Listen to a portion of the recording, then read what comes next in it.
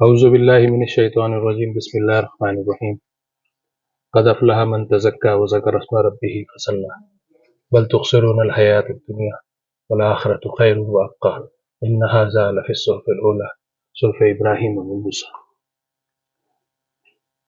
معزز حاضرین، جیسا کہ آپ کے سب کے علم میں ہے کہ آج ہم یہاں برلا صاحب کے قیامگاہ پر جمع ہوئے ہیں رخسار ناز آبادی کی یاد منانے کے لیے، اور اللہ سے دعا گو ہیں کہ اللہ تعالیٰ رخسار بھائی کو اپنی جواہ رحمت میں اعلیٰ مقام عطا فرمائے اور ان کے تمام صغیرہ کبیرہ گناہوں کو درگزر فرمائے اور معافی والا معاملہ فرمائے۔ میری بہت پرانی ملاقات نہیں ہے رخسار بھائی سے، جیسے بہت سارے لوگ سمجھتے ہیں شاید کراچی سے ہے، لیکن یہیں بحرین میں ہی پہلی دفعہ ملاقات ہوئی اور اپ اینڈ ڈاؤن معاملات رہے ان کی اپنی طبیعت کے حوالے سے، لیکن گزشتہ 3 سال سے بہت زیادہ قربت تھی ان سے، اور جب تک جیسے وہ ان کا شعر ہے نا کہ جب تک جینا آتا ہے تب تک ہم مر جاتے ہیں، تو ایسے ہی ہمیں بھی جب ان سے رابطہ کرنا اور ان سے دوستی کرنا آیا تو چھوڑ کر چلے گئے۔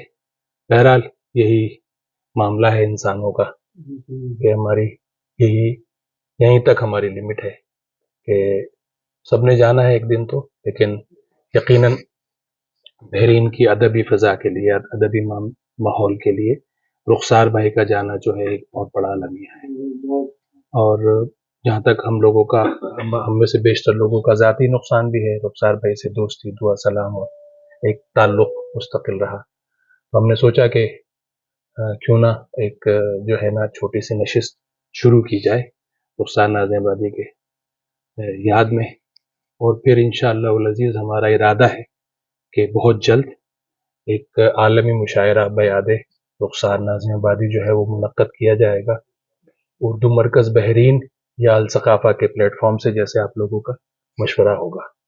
اور میرے علم میں آیا ہے کیونکہ وہ ان کے ساتھ قربت رہی ہے اسپتال میں بھی اور اس سے تھوڑا سا پہلے بھی، کہ تقریباً 2 کلیات کے برابر مواد جو ہے نا ابھی ان پبلشڈ موجود ہے، تو وہ میں نے حاصل کر لیا ہے رخسار بھائی کا، تو انشاءاللہ جب وہ ہم ان کی یاد میں ایک عالمی مشاعرہ منعقد کریں گے تو اس میں جو ہے ان کی کلیات جو ہے اس کو بھی شائع کیا جائے گا۔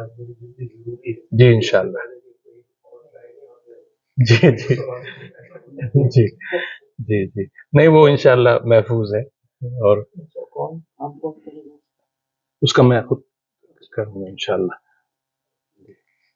اردو مرکز بحرین کے پلیٹ فارم سے ہم اس کو شائع کریں گے۔ ہم نے یہ جو ابھی جو ان کی کتاب ہے زندگی، یہ بھی ہماری خواہش تو یہی تھی کہ وہ اردو مرکز کے پلیٹ فارم پر جو ہے وہ اس کو رونمائی کی جائے، لیکن باوجود رخسار بھائی نہیں آ سکے تھے، ان کا پاکستان میں وہ پھنسے ہوئے تھے، تو اس وجہ سے جی ہاں، اور اس وجہ سے یہ اس کتاب کا بھی باضابطہ جو ہے افتتاح نہیں ہو سکا، لیکن انشاءاللہ اب کلیات جو ہے وہ بھرپور طریقے سے اس کو اجرا کیا جائے گا انشاءاللہ العزیز۔ تو اس موقع پر رخسار بھائی کے حوالے سے، رخسار بھائی کے دیرینہ دوست، دیرینہ تعلق رکھنا احمد عادل صاحب کا ہے، تو میں ان سے ملتمس ہوں کہ ان کے حوالے سے اگر کچھ گفتگو کرنا چاہیں۔ شکریہ۔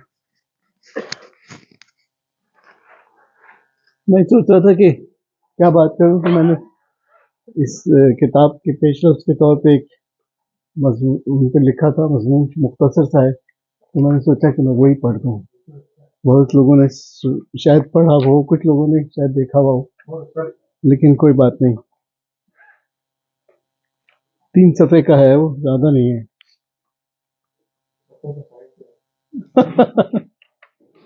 صفحوں کا سائز نارمل جو ہے، لیکن لکھا ہوا کافی باریک ہے۔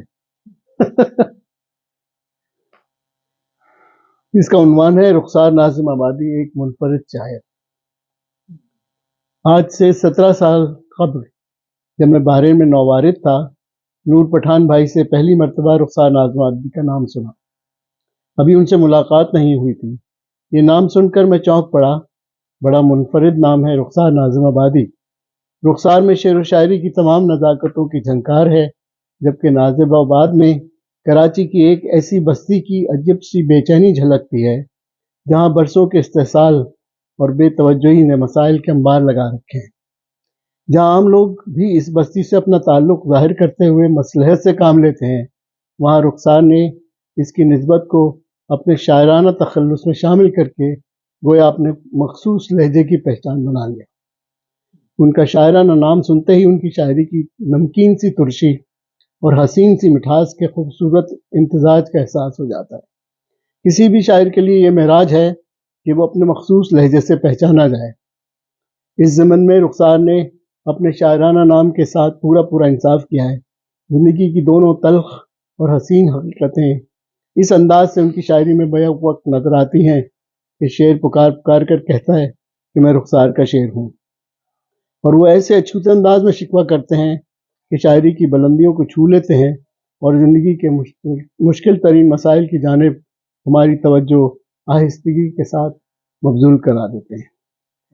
میرے ہاتھوں میں مشقت کی لکیریں کھینچ کر، میرے ہاتھوں میں مشقت کی لکیریں کھینچ کر، جانے کیا سوچا کہ ماتھے پہ سخنور لکھ دیا۔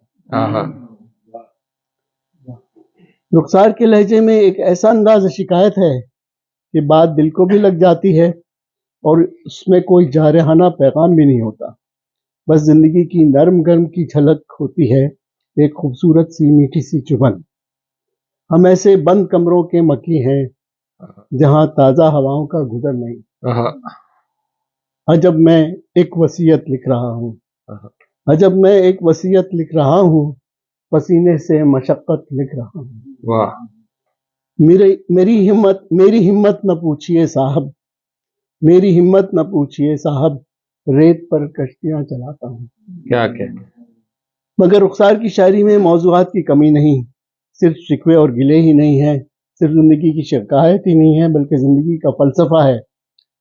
تو کہیں روایتی شاعرانہ موضوعات پر بھی طبع آزمائی بھی کی گئی ہے۔ وہ ازم کے قائل نہیں ہیں، وہ خدا سے بھی شکوہ کرتے ہیں مگر ان کا لہجہ گستاخانہ نہیں ہوتا۔ وہ نظام کی ناانصافیوں کی طرف بھی توجہ دلاتے ہیں مگر انقلابیت سے گریز کرتے ہیں۔ بس ایک بات سارے کلام میں مشترک ہے کہ ان تمام موضوعات کو اپنانے میں رخسار نے ہمیشہ انفرادیت قائم رکھی اور اپنے لہجے کی پہچان اور ندرت بیان کو ملحوظ رکھا۔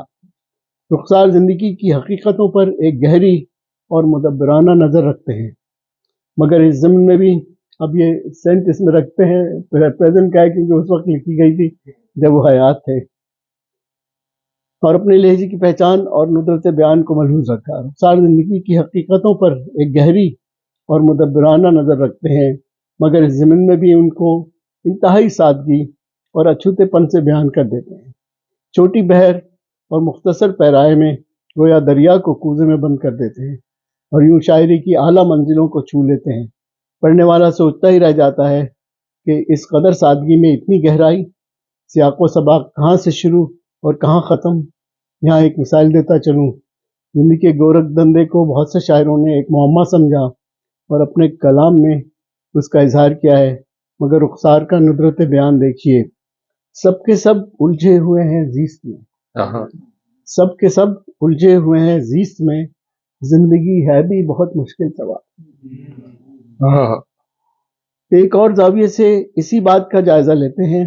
یقیناً آپ کے مشاہدے میں آیا ہوگا کہ اکثر شاعروں نے نظام کی ناانصافیوں اور شخصی جارحیت پر اکثر اشعار لکھے ہیں۔ شاید یہ کہنا بیجا نہ ہوگا کہ موضوع سب سے زیادہ زیر طبع آزمائی رہا ہے، اس لیے کہ شاعر بے حد حساس ہوتا ہے اور زیست کی تفریق کو زیادہ محسوس کرتا ہے، اپنے لیے نہیں بلکہ ان لوگوں کے لیے جن کے حصے میں کم مائیگی آئی ہے۔ یہاں بھی پھر ایک بار رخسار کی ندرت بیان کا قائل ہونا پڑتا ہے۔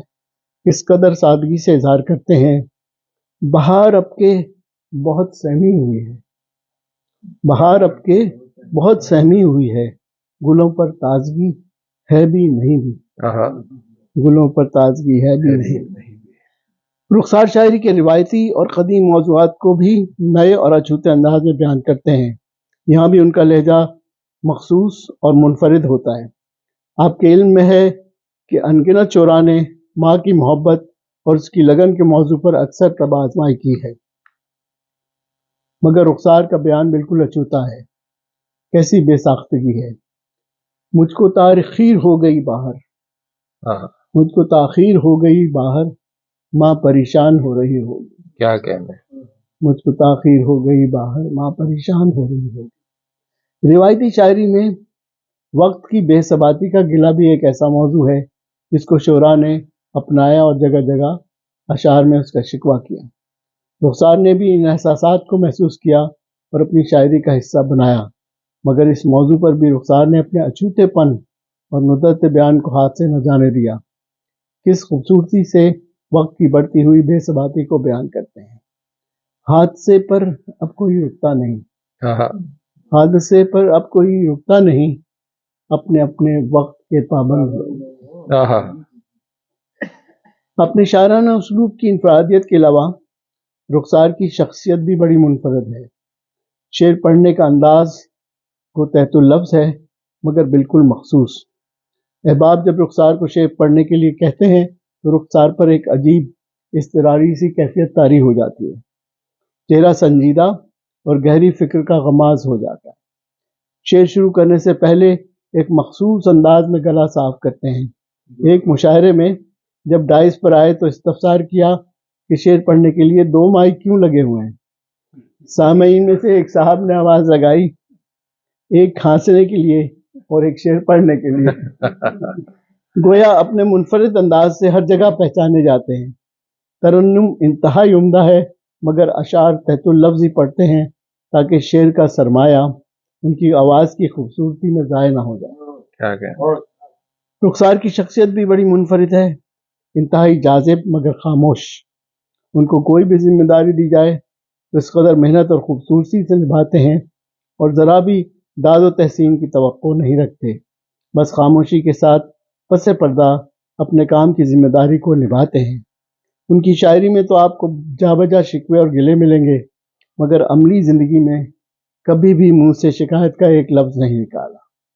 جس مصور میں خاموشی ہوگی اس کی تصویر بولتی ہوگی۔ کیا کہنے. بہت بہت شکریہ۔ واہ واہ.